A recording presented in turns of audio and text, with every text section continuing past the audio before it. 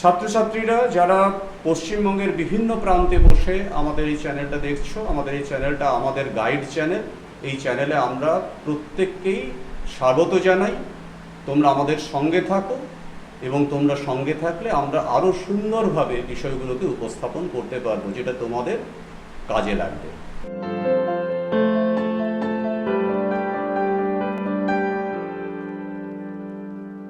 তোমরা জানো যে তোমরা প্রত্যেকেই ক্লাস 11-এর পরীক্ষা শেষ হওয়ার আগে অলরেডি ক্লাস 12-এ উঠে গেছো এবং এই সময় বাড়িতে তোমাদেরকে থাকতে হয়েছে। এই অবশ্যই সোশ্যাল ডিস্টেন্স প্রত্যেকে মেনটেন করে চলো, আর যাতে বাড়িতে থেকে মিনিমাম কিছু পড়াশুনো করা যায় তার জন্যে আমরা একটা ছোট্ট প্রয়াস গ্রহণ করেছি। আজকের বিষয় হচ্ছে ভূগোল। আমি ডক্টর সুজীব কর। আমি তোমাদের কাছে ভূগোলের একটা অধ্যায় নিয়ে আলোচনা করতে চাইছি এবং আজকে যে অধ্যায়টা নিয়ে আমরা আলোচনা করব সেটা হচ্ছে স্বাভাবিক ক্ষয়চক্র। বিজ্ঞানী উইলিয়াম মরিস ডেভিস, এই ভদ্রলোককে অ্যাকচুয়ালি আমরা ভূগোলে বলে থাকি ফাদার অফ জিওমরফোলজি, অর্থাৎ ভূমিরূপ তত্ত্ববিদ্যা। প্রথম বিজ্ঞানী ডেভিস তার পর্যালোচনার মধ্যে দিয়ে ভূমিরূপ তত্ত্ববিদ্যা বা ভূগোলের মধ্যে যে একটা নির্দিষ্ট পর্যায়িত বিশ্লেষণ করা সম্ভব সেইটাকে প্রথম উপস্থাপন করে এনেছিলেন।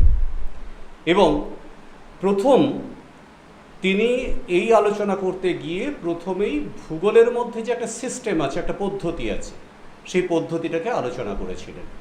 তোমরা জানো যে প্রচুর বিভিন্ন ধরনের সিস্টেম আমাদের ইয়েতে থাকে, প্রত্যেকেই তোমরা কম্পিউটার অপারেট করতে পারো এবং সেক্ষেত্রেও বিভিন্ন ধরনের সিস্টেম সম্পর্কে তোমাদের ধারণা আছে। ঠিক একইভাবে ভূমিরূপের বিবর্তনও যে একটা নির্দিষ্ট সিস্টেম, সেই ধারণাটা কিন্তু প্রথম ডেভিস উপস্থাপন করলেন। কিভাবে করলেন তিনি বলছেন ল্যান্ডস্কেপ মানে হচ্ছে ভূমিভাগ। আমরা একটু লিখি তাহলে বোঝা যাবে ব্যাপারটা। Landscape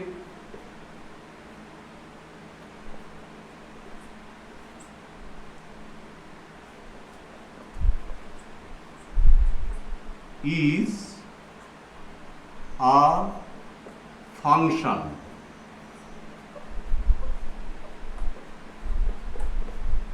of structure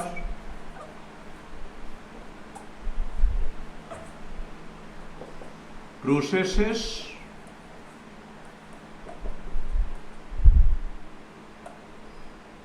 and stages।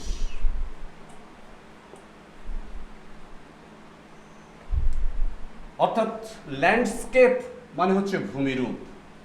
সেটা কি? সেটা একটা ফাংশন, অর্থাৎ একটা কার্যকরী একক। কিসের কার্যকরী একক? ভূমিভাগের গঠন, ভূমিভাগের উপরে ক্রিয়াশীল পদ্ধতি এবং সেই ক্রিয়াশীল পদ্ধতিগুলো কোন পর্যায়ে কাজ করছে তার উপরে নির্ভর করে এই ল্যান্ডস্কেপ সিস্টেমটা কাজ করে। বাস্তবিক ক্ষেত্রে আমরা যদি পর্যালোচনা করি তাহলে আলটিমেটলি আমরা কিন্তু তিনটে বৈশিষ্ট্য পাচ্ছি। একটা হচ্ছে স্ট্রাকচার, একটা হচ্ছে প্রসেসেস, আর একটা হচ্ছে স্টেজেস।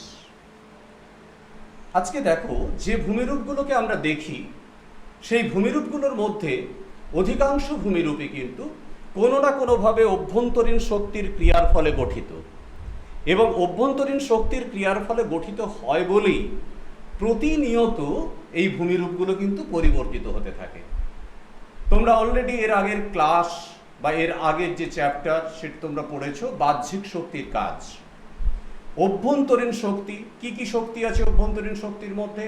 রয়েছে পাত সংস্থানের শক্তি, অভ্যন্তরীণ শক্তির মধ্যে রয়েছে সমস্থিতিস্থাপকতার শক্তি বা আইসোস্ট্যাসি, অভ্যন্তরীণ শক্তির মধ্যে রয়েছে ভূমিকম্প, অভ্যন্তরীণ শক্তির মধ্যে রয়েছে লাভা নিঃসরণ ইত্যাদি ইত্যাদি। এই প্রত্যেকটা যে অভ্যন্তরীণ শক্তির কথা আমরা বললাম তাদের প্রতিনিয়ত কাজ হচ্ছে ভূমিরূপের উচ্চতাগত পরিবর্তন ঘটানো, আর বাহ্যিক শক্তির কাজ হচ্ছে সেই উচ্চতাগত পরিবর্তনকে বিনষ্ট করে ধীরে ধীরে তারা একটা তরঙ্গায়িত সমভূমিতে পরিণত করবে। বিজ্ঞানী ডেভিস কিন্তু এই জায়গাটাই আলটিমেটলি পৌঁছতে চেয়েছিলেন এবং তিনি তার বর্ণনার মধ্যে এই যে পর্যায়িত অবস্থা বা গ্রেডেশন, এই বিষয়টাকে নিয়ে আলোচনা করেছেন। তোমরা এর আগেও জানো যে এর আগে এই গ্রেডেশন কথাটা কিন্তু ব্যাখ্যা করেছিলেন গিলবার্ট। কিন্তু গিলবার্ট গ্রেডেশন বললেও তিনি যে পদ্ধতিতে গ্রেডেশনে আসার কথা বলেছিলেন তার মধ্যে কোনো সিস্টেম আমরা পাইনি। যে সিস্টেমটা কিন্তু প্রথমে আমরা পেলাম ডেভিসের এই সিস্টেমের মধ্যে। আমরা এবারে দুটো জায়গায় জাস্ট আসতে চাইছি। এক হলো যে ভূমিরূপ, অর্থাৎ যে বাহ্যিক যে বহিঃপ্রকাশটা আমরা দেখি ভূমিভাগে, সেই বহিঃপ্রকাশের মধ্যে আমরা কি দেখি যে প্রতিনিয়ত তারা পরিবর্তিত হয়ে যাচ্ছে ভূমিরূপগুলো। অর্থাৎ ধরো আজকে একটা নদী পার্বত্য উপত্যকায় যখন প্রবাহিত হচ্ছে, সে তখন সেখানে ভি আকৃতির উপত্যকা তৈরি করছে। যখন সে মধ্যগতিতে এলো, ভূমিভাগের ঢাল পরিবর্তিত হলো, তাই সে কিন্তু ইউ আকৃতির উপত্যকা তৈরি করলো। অর্থাৎ একই নদী কখনো ভি আকৃতি, কখনো আই আকৃতি, কখনো ইউ আকৃতির উপত্যকাকে সৃষ্টি করছে। ঠিক একইভাবে আমরা যদি অভ্যন্তরীণ শক্তিগুলোর এবারে অস্তিত্বটাকে বিচার করি, তাহলে ধরো আমাদের কাছে যদি একটা ছোট্ট ভূমিভাগ থাকে বা একটা সমতল ক্ষেত্র থাকে, সেই ভূমিভাগ অভ্যন্তরীণ শক্তির ক্রিয়ার ফলে আলটিমেটলি সেটা ধীরে ধীরে ধরো উত্থিত হতে শুরু করলো। আবার অভ্যন্তরীণ শক্তি কাজ করছে, আবার উত্থিত হচ্ছে, আবার অভ্যন্তরীণ শক্তি কাজ করছে, উত্থিত হচ্ছে, অভ্যন্তরীণ শক্তি কাজ করছে, উত্থিত হচ্ছে। ডেভিসের ধারণায় তিনি এই অভ্যন্তরীণ শক্তি কি বা কিভাবে কাজ করছে সেই ব্যাখ্যাটা কিন্তু আনতে পারেননি। কারণ ডেভিস যখন কনসেপ্টটা দিয়েছেন সেটা আজ থেকে বহু বছর আগে 1899 সালে। সেই 1899 সালে ল্যান্ডস্কেপ ডিনামিক্স বা ভূমিরূপের যে বিবর্তন, সেই সংক্রান্ত কোনো তথ্য সঠিকভাবে আমাদের সামনে আসেনি। এবারে তিনি বলছেন যে অভ্যন্তরীণ শক্তির কাজ, সেই কাজের ফলে ধীরে ধীরে ধীরে ধীরে ভূমিভাগের উত্থান ঘটল। এরপর এই উত্থিত ভূমিভাগের ওপর থেকে প্রাকৃতিক শক্তির ক্রিয়ায় আস্তে আস্তে আস্তে আস্তে জলধারা সৃষ্টি হবে। তিনি কি বলছেন, যে ভূমিভাগটা উত্থিত হলো সেই ভূমিভাগটাই হলো প্রারম্ভিক ভূমি। অতীতে আমাদের কাছে কিন্তু ছিল এই ধরনের একটা সমতল ক্ষেত্র, সেটাই ছিল প্রারম্ভিক ভূমি। অভ্যন্তরীণ শক্তির ক্রিয়ায় সেই ভূমিভাগ উচ্চতা লাভ করতে করতে আলটিমেটলি একটা নতুন প্রারম্ভিক ভূমি পাওয়া গেল। এবং এই প্রারম্ভিক ভূমিভাগের ওপর দিয়ে বাহ্যিক শক্তি হিসেবে জলধারা এই ঢালযুক্ত ভূমিভাগ ধরে সে পাদদেশের দিকে নেমে আসছে। তার মানে প্রারম্ভিক ভূমির ওপরে এই যে প্রথম যে জলধারা সৃষ্টি হলো, সেটাকেই তিনি বলছেন কনসিকুয়েন্ট স্ট্রিম বা অনুগামী নদী। এই অনুগামী নদী যখনই সৃষ্টি হবে, সে কিন্তু দ্রুত গতিতে নিম্নক্ষয় সাধন করার চেষ্টা করবে। এবং যখনই ভূমিভাগের উত্থান ঘটেছিল অভ্যন্তরীণ শক্তির ক্রিয়ার ফলে, সেক্ষেত্রে ভূমিভাগের কিন্তু একটা নির্দিষ্ট প্রকৃতি ছিল। তার কারণ টোটাল ভূমিভাগটারই উত্থান ঘটেছিল। যখনই বাহ্যিক শক্তির ক্রিয়ার ফলে আস্তে আস্তে ভূমিভাগ ক্ষয়ীভূত হচ্ছে, তখন কিন্তু যে অঞ্চলটার উপর দিয়ে জল প্রবাহিত হচ্ছে সেই জায়গাটা দ্রুত ক্ষয়ীভূত হবে। যে জায়গাটার উপর দিয়ে জল প্রবাহিত হচ্ছে না, সেটা কিন্তু অপরিবর্তিত থাকার চেষ্টা করবে, যার ফলে ভূমিভাগ কিন্তু আরও বন্ধুর হয়ে যাচ্ছে। ডেভিস ভূমিভাগের এই যে পদ্ধতিগত অবস্থা, এই পদ্ধতিগত অবস্থাকে ব্যাখ্যা করতে গিয়ে একটা নদীকে একটা মানুষের জীবনের সাথে তুলনা করলেন। এবং তিনি তুলনা করে বলছেন ইউথফুল স্টেজ বা যৌবন অবস্থা, ম্যাচিওর স্টেজ বা প্রৌঢ় অবস্থা, ওল্ড স্টেজ বা বার্ধক্য অবস্থা। খুব সিম্পলি ধরো, তোমরা এখন যারা ক্লাস 12-এ উঠে গেছো তারা প্রত্যেকেই মোটামুটি একটা যৌবন অবস্থায় উপনীত। তোমরা এখন যতটা কাজ করতে পারো, যতটা ছোটাছুটি করতে পারো, তোমাদের মধ্যে দৈহিক শক্তি যতটা রয়েছে, প্রাণোচ্ছলতা যতটা রয়েছে, সেটা কিন্তু দেখবে তোমাদের থেকে যারা আরেকটু বড় 30, 35, 40 বছরে পৌঁছে গেছেন, তাদের মধ্যে কিন্তু এই শক্তিটা অতটা নেই। তারপরে ধরো আরও একটু যখন যাচ্ছ, যখন 50, 60, 70 বছর বয়সের যদি কাউকে দেখো, তখন দেখবে যে তারা কিন্তু আরও বেশি ক্লান্ত, আরও বৃদ্ধ, আরও পরিশ্রান্ত, এরকম একটা অবস্থার মধ্যে রয়েছেন। ফলে ন্যাচারালি ভূমিভাগের ক্ষেত্রেও কিন্তু ঠিক তাই। তিনি বলছেন যখন এই ভূমিভাগ উঁচু, ঢাল অত্যন্ত বেশি, তীব্র গতিতে জলধারা পতিত হচ্ছে বা প্রবাহিত হচ্ছে, তখন অ্যাকচুয়ালি ভূমিভাগের হচ্ছে যৌবন অবস্থা, অর্থাৎ ভূমিভাগের ঢাল বেশি থাকার জন্যে আলটিমেটলি সে দ্রুত ভূমিভাগকে ক্ষয় করছে। সেই কারণের জন্যেই ডেভিস প্রথম কথাটা বলেছিলেন স্ট্রাকচার, অর্থাৎ ভূমিভাগের গঠন। ভূমিভাগের গঠনই ঠিক করে দেবে যে ভূমিভাগের মধ্যে ঢালটা কতটা হবে, ভূমিভাগের গঠন ঠিক করে দেবে যে শিলা প্রকৃতির কাঠিন্য কতটা হবে, ভূমিভাগের গঠন ঠিক করে দেবে যে শিলার মধ্যে পরিবর্তনশীলতাটা কতটা থাকবে, ভূমিভাগের গঠন ঠিক করে দেবে যে তার সেই ভূমিভাগের বিবর্তন ঠিক কিভাবে হবে। ধরো একটা ভূমিভাগ হিমালয় পার্বত্য অঞ্চলে আছে, আমরা জানি সেটা ভাঁজপ্রাপ্ত একটা পার্বত্য ভূমি, এবং সেই ভাঁজপ্রাপ্ত পার্বত্য ভূমির ওপরে জলধারা প্রবাহিত হলে সে যতটা দ্রুত গতিতে ভূমিভাগকে ক্ষয় করতে পারে। আমরা যদি আবার পশ্চিম ভারতে যদি যে সমস্ত নদীগুলো রয়েছে, নর্মদা, তাপ্তি, এই যে সমস্ত নদীগুলো চ্যুতীয় উপত্যকার মধ্যে দিয়ে অত্যন্ত কঠিন প্রকৃতির শিলা প্রকৃতি, সেই অঞ্চলের মধ্যে দিয়ে যে নদী প্রবাহিত হচ্ছে, সেই নদী কিন্তু অত দ্রুত ভূমিভাগকে ক্ষয় করতে পারবে না।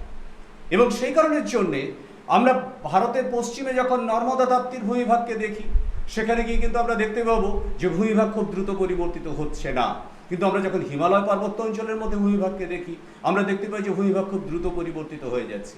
হিমালয় পার্বত্য অঞ্চলে প্রচুর ধস নামে, তার কারণ হচ্ছে তারা কম্পারেটিভলি অনেক কোমল প্রকৃতির শিলা, সবেমাত্র ভাঁজপ্রাপ্ত একটা নবীন ভঙ্গিল পর্বতের মধ্যে দিয়ে এই নদীখাত প্রবাহিত, তাই সেখানে দ্রুত গতিতে, উদ্দাম গতিতে সেখানে ভূমিভাগ ক্ষয়ীভূত হয়ে যাচ্ছে জলপ্রবাহের দ্বারা। আমরা এই যে অবস্থাটাকে বলছি, এটাকে বলছি আমরা যৌবন অবস্থা। এই অবস্থায় উপনীত হওয়ার পর নদী খুব দ্রুত গতিতে ভূমিভাগকে ক্ষয় করতে থাকে, এবং সেখানে ভূমিভাগের কিন্তু বন্ধুরতা আরও দ্রুত বৃদ্ধি পায়। ভূমিভাগ দ্রুত পরিবর্তিত হতে শুরু করে, এবং যার ফলে আস্তে আস্তে আস্তে আস্তে সে কিন্তু ঢাল পরিবর্তন করতে শুরু করে, এবং সে ঢাল পরিবর্তন করার সাথে সাথে যে পদার্থগুলো ক্ষয়ীভূত হয়, সেই পদার্থগুলোকে নিয়ে এসে সে কিন্তু পাদদেশে সঞ্চয় ঘটাতে শুরু করে। অর্থাৎ শীর্ষদেশ থেকে যে পদার্থ ক্ষয়ীভূত হচ্ছে, সেই পদার্থ পাদদেশে এসে সঞ্চিত হচ্ছে। আমরা ইনিশিয়ালি যে কন্ডিশনটাতে ছিলাম, সেই কন্ডিশনটাতে বললাম উত্থান ঘটেছিল অভ্যন্তরীণ শক্তির ক্রিয়ায়, জলধারা কাজ করতে শুরু করেছে, যৌবন অবস্থায় এসে উপনীত হয়েছে, এরপর দ্রুত গতিতে সে ভূমিভাগকে ক্ষয় করেছে। আলটিমেটলি কিন্তু জলধারা নেমে এলো অনেকটা নিচে, অর্থাৎ যে ভূমিভাগের উপরে জলধারাটা ছিল সেখান থেকে জলধারা অনেকটা নিচে নেমে চলে আসছে, অর্থাৎ তখন কিন্তু আমরা নদীকে এখানে প্রবাহিত হতে দেখতে পাবো, এবং অবাঞ্ছিতভাবে বন্ধুরতা সৃষ্টি হয়ে গেছে ভূমিভাগের মধ্যে।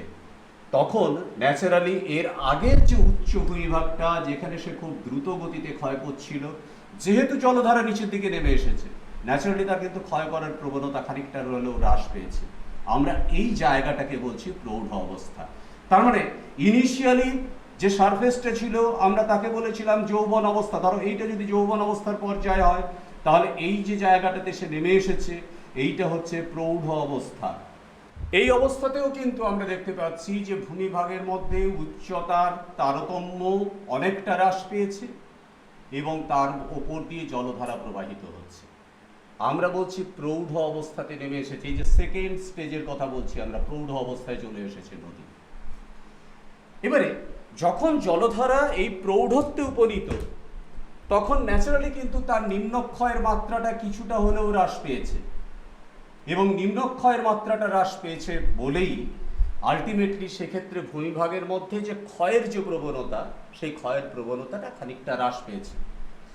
কিন্তু তাহলেও যতটুকু ঢালের পরিবর্তন আছে, সেই ঢালের পরিবর্তনটাকে অতিক্রম করানোর জন্য সে কিন্তু আরও দ্রুত গতিতে ক্ষয় করবে, অর্থাৎ এই অঞ্চলগুলোতে দ্রুত গতিতে ক্ষয় হবে, এবং এই অঞ্চলগুলোতে দ্রুত গতিতে ক্ষয়ের ফলে আলটিমেটলি টোটাল ভূমিভাগটা কিন্তু ধ্বংসপ্রাপ্ত হতে শুরু করবে। এবং যে অঞ্চলটাতে অতীতে ভূমিভাগটা ছিল, অর্থাৎ যে ভূমিভাগটার উপরে আমরা ছিলাম, তার থেকে কিন্তু এখানে সঞ্চয়জাত পদার্থ জমতে জমতে অনেকটা উঁচুতে উঠে যাবে, এবং শেষ পর্যন্ত মোটামুটিভাবে উৎস থেকে মোহনা পর্যন্ত একটা ধীর ঢালযুক্ত তরঙ্গায়িত ভূমি সৃষ্টি হবে। ডেভিস এইটাকেই বলছেন বার্ধক্যে উপনীত নদী বা বার্ধক্য অবস্থা। নদী যখন বার্ধক্যে উপনীত হয়েছে বা বার্ধক্য অবস্থায় এসে পৌঁছে গেছে, তখন ন্যাচারালি কিন্তু তার ক্ষয়ের প্রবণতা অনেকটা হ্রাস পেয়েছে। আচ্ছা, এই ক্ষেত্রে একটা কথা বলে রাখি যে অনেকেই কিন্তু এটা ভুল তোমরা জানো বা ভুল ভাবো, সেটা হচ্ছে যে পার্বত্য অঞ্চলটাতেই নদীর যৌবন অবস্থা। অ্যাকচুয়ালি কনসেপ্টটা কিন্তু পুরোটাই ভুল। নদীর উৎস থেকে মোহনা পর্যন্ত পুরোটাই যৌবন অবস্থা, উৎস থেকে মোহনা পর্যন্ত পুরোটাই প্রৌঢ় অবস্থা, উৎস থেকে মোহনা পর্যন্ত পুরোটাই বার্ধক্য অবস্থা। অর্থাৎ উৎস থেকে মোহনা পর্যন্তই নদী পুরোপুরিভাবে নিজেকে পরিবর্তন করে। অর্থাৎ একটা নির্দিষ্ট অংশে নদী পরিবর্তন করছে, আর একটা অংশ পরিবর্তন করছে না, ব্যাপারটা কিন্তু তা নয়। অর্থাৎ টোটালটাই নদী একইভাবে পরিবর্তিত করে যাচ্ছে। যখন জলধারা এই বার্ধক্য অবস্থায় এসে পৌঁছেছে, অর্থাৎ ভূমিভাগের মধ্যে সমস্ত বৈচিত্র্য নষ্ট হয়ে গেছে, ভূমিভাগ একটা ধীর তরঙ্গায়িত সারফেসে পরিণত হয়েছে, সেই অবস্থাতে আমরা স্বাভাবিকভাবে উৎস থেকে মোহনা পর্যন্ত এই ধীর ঢালযুক্ত তরঙ্গায়িত সারফেসকে দেখতে পাব। ডেভিস এই সারফেসটাকে বলেছিলেন গ্রেডেড সারফেস বা পর্যায়িত নদী খাত।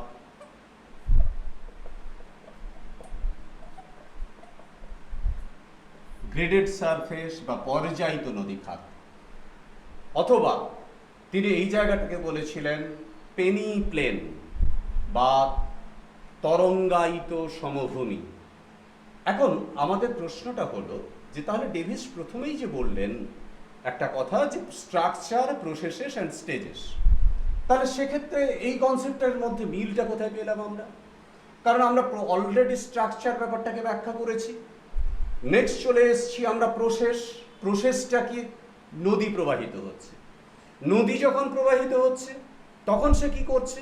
সে তার অবঘর্ষ ক্ষয়, ঘর্ষণ ক্ষয়, দ্রবণ ক্ষয়, লম্ফদান প্রক্রিয়ায় ক্ষয়, তারপরে সেগুলোকে পরিবহন করা এবং সেগুলোকে নিয়ে এসে সঞ্চয় করা। তার মানে প্রসেসটা বুঝতে পারলে তোমরা? ঠিক একইভাবে পৃথিবীতে আরও প্রচুর বাহ্যিক শক্তি আছে, হিমবাহ আছে, বায়ুপ্রবাহ আছে, সমুদ্র তরঙ্গ আছে, এমনকি চুনাপাথর অঞ্চলে ভৌমজল কাজ করে। প্রত্যেকটা কিন্তু পদ্ধতিটা একই, অর্থাৎ তারা একটা জায়গা থেকে ক্ষয় করছে, একটা জায়গা থেকে দ্রবীভূত করছে, আর একটা জায়গাতে নিয়ে এসে সঞ্চয় করছে। আর স্টেজেস বা পর্যায়, আমরা অলরেডি যে ব্যাখ্যাটা করে ফেলেছি সেটাতে তোমরা জানো যে আমরা তিনটে পর্যায়ের কথা বলেছি: যৌবন পর্যায়, প্রৌঢ় পর্যায় এবং বার্ধক্য পর্যায়। যৌবন, প্রৌঢ় এবং বার্ধক্য এই তিনটে নদীর বিবর্তনের পরবর্তী ক্ষেত্রে গৃহীত পর্যায় ডেভিসের। তার মানে তার আগে কিন্তু একটা প্রারম্ভিক অবস্থা আছে এই ধারণায়। সেই প্রারম্ভিক অবস্থাটা কি? তোমরা ন্যাচারালি বুঝতে পারছো যে একটা ভূমিভাগ উঁচু হয়েছে। আমরা অলরেডি সেটা দেখিয়েছি যে অভ্যন্তরীণ শক্তির ক্রিয়ায় একটা ভূমিভাগ উত্থিত হলো, এবং সেই ভূমিভাগ উত্থিত হওয়ার পর আলটিমেটলি বাহ্যিক শক্তির ক্রিয়ার ফলে তারা কিন্তু এই পরিবর্তনগুলো ঘটাতে শুরু করলো। এইবারে আমরা চলে আসছি, যখন এই জলধারাগুলো প্রবাহিত হচ্ছে তখন তারা কি করছে সেটা আমাদের কাছে গুরুত্বপূর্ণ।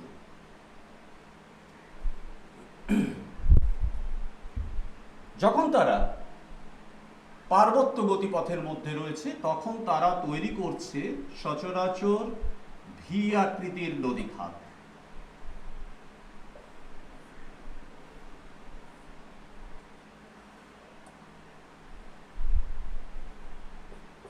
তোমরা জানো যে সচরাচর পার্বত্য অঞ্চলগুলোর মধ্যে দিয়ে যখন নদী প্রবাহিত হয় সেখানে পার্শ্ব প্রবাহ খুব একটা থাকে না, তাই নদী কিন্তু এই ধরনের ভি আকৃতির খাত সৃষ্টি করে।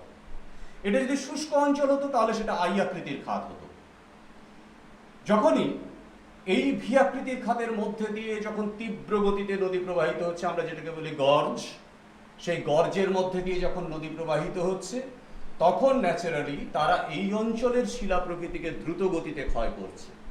তারা ভূমিভাগকে খুব দ্রুত গতিতে ক্ষয় করে ফেলছে, এবং ভূমিভাগকে ক্ষয় করার সাথে সাথে তারা নদী খাতের তলদেশে ক্ষুদ্র বৃহৎ বিভিন্ন ধরনের গর্ত সৃষ্টি করছে। নুড়ি, কাঁকড় ইত্যাদির ঘর্ষণের ফলে এবং তাদের আবর্তের ফলে এখানে তারা ছোট ছোট গর্ত তৈরি করছে। আমরা সেইগুলোকে সাধারণত বলে থাকি পট হোলস। সেগুলো সমস্ত এই সমস্ত অঞ্চলের মধ্যে অবস্থান করে। নেক্সট কি? যখন এই ধরনের খাতের মধ্যে দিয়ে প্রবাহিত হচ্ছে তখন শিলা প্রকৃতির কাঠিন্যের তারতম্যের ফলে সেরকম নদী খাতের মধ্যে অসংখ্য ধাপ সৃষ্টি করছে এবং সেই ধাপগুলোর উপর দিয়ে জলধারা খুব সহজে প্রবাহিত হওয়ার চেষ্টা করছে। এবং তখন ন্যাচারালি দেখো এই অঞ্চলটা সমতল, এইখানে এসে খাড়া ঢাল, আবার এই অঞ্চলটা সমতল, এখানটা খাড়া ঢাল, এইটা সমতল, এখানটা খাড়া ঢাল, আবার এখানটা সমতল হয়ে এখানে খাড়া ঢাল। ন্যাচারালি এই ধরনের খরস্রোত প্রস্তুত করে ফেলছে এবং এই খরস্রোতগুলোতে সচরাচর কি হয়, এই সমস্ত অঞ্চলে কিছু কিছু কঠিন প্রকৃতির শিলা থাকে এবং সেই কঠিন প্রকৃতির শিলাগুলো ক্ষয় প্রতিরোধী হয়, তারা এই ধরনের খরস্রোত গঠন করে। যদি শিলা প্রকৃতির বৈশিষ্ট্যের মধ্যে যদি তারতম্য থাকে তাহলে সচরাচর কি হয়, তারা ক্ষয়ের প্রকৃতির মধ্যে পরিবর্তন ঘটায়। ধরো একটা উচ্চ পার্বত্য ভূমি ছিল, সেখানে এই ধরনের একটা শিলা প্রকৃতি ছিল যেটা অত্যন্ত কঠিন, ক্ষয় করা যাচ্ছে না, নদীর জল এইভাবে প্রবাহিত হচ্ছে, সে তলদেশটাকে দ্রুত গতিতে ক্ষয় করে এবং পাদদেশের এই অঞ্চলটাকে সে দ্রুত ক্ষয় করার ফলে টোটাল এই স্থানটা বিচ্ছিন্ন হয়ে যায়। পরবর্তীকালে এই জায়গাটা পুরোটাই ধৌত প্রক্রিয়ায় স্থানান্তরিত হয়ে যায় এবং তখন নদীর জল এইখান থেকে সরাসরিভাবে নিচে পড়ে। আমরা এইগুলোকে সাধারণত বলে থাকি জলপ্রপাত। নদীর জল যখন পড়ছে তখন পাদদেশে যেখানে এসে পড়লো সেইখানে প্রচুর পরিমাণে নদীবাহিত পদার্থ একসাথে এসে জমা হয়ে যায়। আমরা সাধারণত তাকে বলে থাকি পলল শঙ্কু। যদি এই পলল শঙ্কুর মধ্যে ক্ষুদ্র নুড়ি, কাঁকর ইত্যাদি প্রচুর পরিমাণে থাকে তাহলে নদীর জল এর মধ্যে অন্তরিত হয়ে যায়, কিন্তু নদীর জল এর প্রান্তবর্তী স্থান দিয়ে বাইরের দিকে বেরিয়ে আসে। তখন এর সাথে সূক্ষ্ম পদার্থগুলো মিশে নদীর সঙ্গে বাইরের দিকে ছড়িয়ে পড়ে এবং তখন এই জায়গাটাতে সৃষ্টি করে পলল ব্যজনী। আমরা সাধারণত এই যে ভূমিরূপগুলোর কথা বললাম, এই ভূমিরূপগুলো প্রত্যেকটাই কিন্তু যৌবন অবস্থার ভূমিরূপ। আমরা চলে আসছি প্রৌঢ় অবস্থা। নদী যখন প্রৌঢ় অবস্থায় পরিণত হয়েছে, আমরা আগেই ব্যাখ্যা করেছি যে ঢাল কমে গেছে, ন্যাচারালি নিম্নক্ষয়ের পরিমাণ অনেকটা হ্রাস পেয়েছে। যেহেতু নিম্নক্ষয়ের পরিমাণটা হ্রাস পেয়েছে, তাই এই অঞ্চলে কিন্তু আমরা দেখতে পাবো ইউ আকৃতির নদীখাত সৃষ্টি হয়েছে।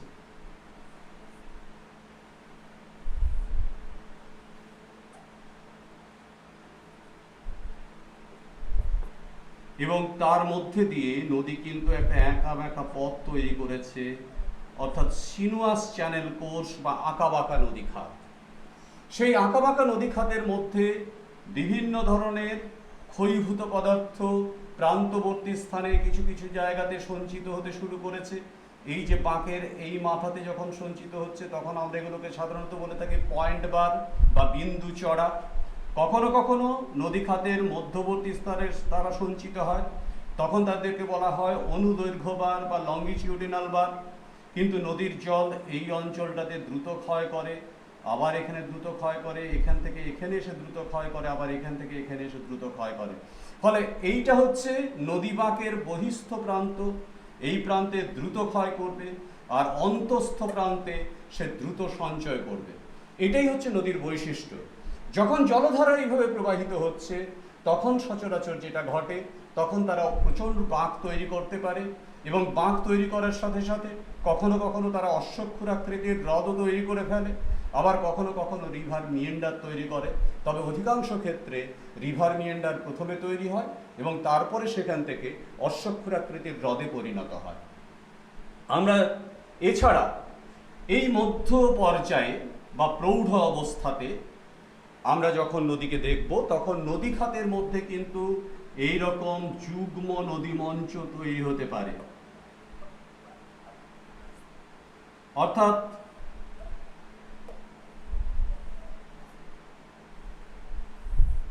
নদী খাতের প্রান্তবর্তী স্থানে যে ইউ আকৃতির উপত্যকা ছিল, সেই ইউ আকৃতির উপত্যকাকে নদী কেটে নিচের দিকে নেমে যাচ্ছে। অর্থাৎ মাঝখানে কিন্তু নদীটা এইটুকু।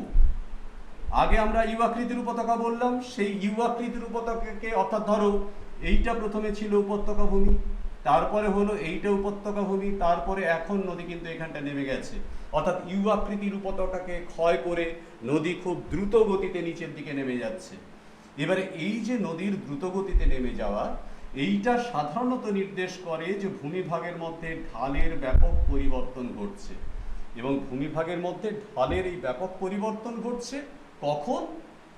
যখন নদী অলরেডি প্রৌঢ় অবস্থাকে অতিক্রম করে বার্ধক্য অবস্থায় পৌঁছেছে, এবং বার্ধক্য অবস্থায় পৌঁছানোর পরে পুনরায় তার ঢালের পরিবর্তন ঘটছে। অর্থাৎ আমরা এই ঘটনাটাকে বলে থাকি পুনর্যৌবন লাভ, অর্থাৎ নদী আবার তার আগের জায়গায় ফিরে আসছে। এবারে ন্যাচারালি একটা প্রশ্ন, যে কি করে তাহলে নদী একবার চলে গেল, একবার বার্ধক্য অবস্থায় পৌঁছলো, তাহলে নদীতে আবার পুনর্যৌবন লাভ হলো কি করে? একদম ঠিক কথা। ডেভিস ভীষণ বুদ্ধিমান মানুষ ছিলেন, খুব সহজে বিষয়টাকে ব্যাখ্যা করতে পেরেছিলেন। কিন্তু আমাদের কাছে ভাবতে অবাক লাগে যে মানব জীবনের সাথে তুলনা করলেও আলটিমেটলি মানুষের তো আর পুনর্যৌবন লাভ হয় না, একবার বৃদ্ধ হয়ে গিয়ে সে আবার নতুন করে ফিরে আসবে না। কিন্তু ভূমিভাগের ক্ষেত্রে এটা হয়। কেন হয়? তার কারণটা হচ্ছে সেটা একদম ফার্স্ট চ্যাপ্টারের মধ্যেই তোমরা পেয়েছো, যে অভ্যন্তরীণ শক্তি এবং বাহ্যিক শক্তি, দুটো শক্তি একেবারে ওতপ্রোতভাবে জড়িত, একটা আর একটার থেকে বিচ্ছিন্ন নয়। এই যে বাহ্যিক শক্তি যখনই দ্রুত গতিতে ভূমিভাগকে নষ্ট করে দিচ্ছে, ভূমিভাগকে ক্ষয় করে দিচ্ছে, ভূমিভাগের উচ্চতাগত প্রকৃতিকে পরিবর্তন করে তরঙ্গায়িত সমতলে পরিণত করছে, তখন অভ্যন্তরীণ শক্তি কিন্তু ভারসাম্য হারাচ্ছে। তার কারণ হচ্ছে অভ্যন্তরীণ শক্তি ভারসাম্যটা পাওয়ার জন্যেই কোনো একটা ভূমিভাগকে উঁচু করেছিল, আবার কোনো একটা ভূমিভাগকে নিচু করেছিল। যখনই আমরা দেখতে পাচ্ছি যে কোনো একটা ভূমিভাগ উঁচু হয়ে গেল, কোনো একটা ভূমিভাগ নিচু হলো, তার মানে অভ্যন্তরীণ শক্তি ভারসাম্যে নিয়ে এলো। বাহ্যিক শক্তি যেই সেটাকে নষ্ট করলো, তখন কিন্তু অভ্যন্তরীণ শক্তি আবার তার ক্ষয় শক্তিকে ফিরে পাওয়ার চেষ্টা করবে। এবং ক্ষয় শক্তিকে ফিরে পাওয়ার চেষ্টা করার অর্থ কি? আবার ঢালের পরিবর্তন ঘটা। আবার ঢালের পরিবর্তন ঘটার অর্থ কি? নদী যে ক্ষয় শক্তি হারিয়ে ফেলছিল, নদী সেই ক্ষয় শক্তিকে আবার নতুন করে ফিরে পাবে। অর্থাৎ তার সেই যে যৌবনের যে উদ্দামতা, ক্ষিপ্র গতিতে ছুটে চলা, তীব্র গতিতে ভূমিভাগকে ক্ষয় করা, সেই ক্ষয় শক্তি আবার ফিরে পাবে নদী।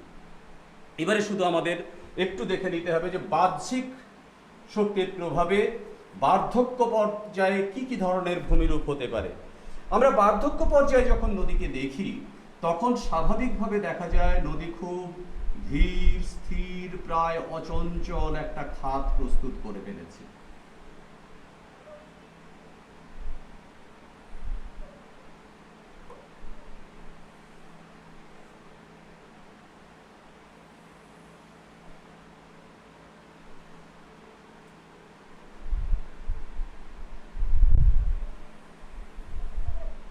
তোমরা দেখতে পাচ্ছ যে এখানে মূল নদী খাতটা কিন্তু এইটা, অর্থাৎ মূল নদী খাত তার পার্শ্ববর্তী অঞ্চলের থেকে অনেকটা উপরে উঠে গেছে, এবং তার পার্শ্ববর্তী যে ভূমিভাগগুলো সেটা মূল নদী খাতের অনেকটা নিচে রয়েছে।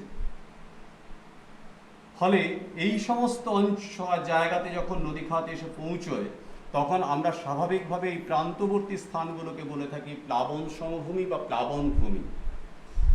ডেভিস এই প্লাবন ভূমির ওপরে অবস্থিত অসংখ্য ছোট ছোট শিলাস্তূপের উল্লেখ করেছেন, সেটাকে আমরা বলে থাকি মোনাডনক।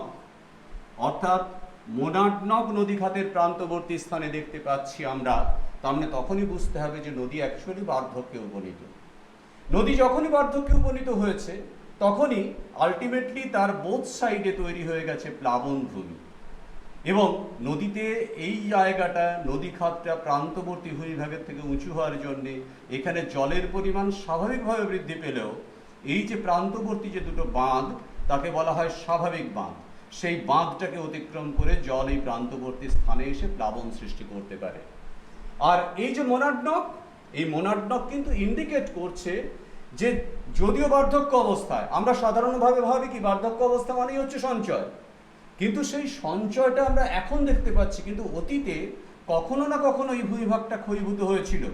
এবং এই মোনাডনকের শীর্ষদেশ ইন্ডিকেট করছে যে এই ভূমিভাগ অতীতে এতটা উচ্চতায় ছিল কিন্তু বাহ্যিক শক্তি হিসেবে নদী কাজ করে এই শক্তিটাকে তুলনামূলকভাবে নিচের দিকে নামিয়ে দিয়েছে।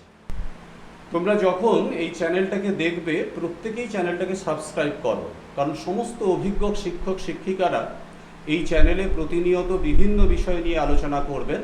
আর চ্যানেলটা যখন দেখবে তখন বেল আইকনটা জাস্ট প্রেস করে দেবে, তাহলে কিন্তু কখন কোন বিষয়ে পড়াশুনো হচ্ছে বা আলোচনা হচ্ছে সব তোমরা দেখতে পাবে। এবং তোমাদের এই দেখার মধ্যে দিয়ে তোমাদের ভবিষ্যৎ জীবন যাতে সুন্দরভাবে গড়ে ওঠে সেটাই আমাদের প্রচেষ্টা।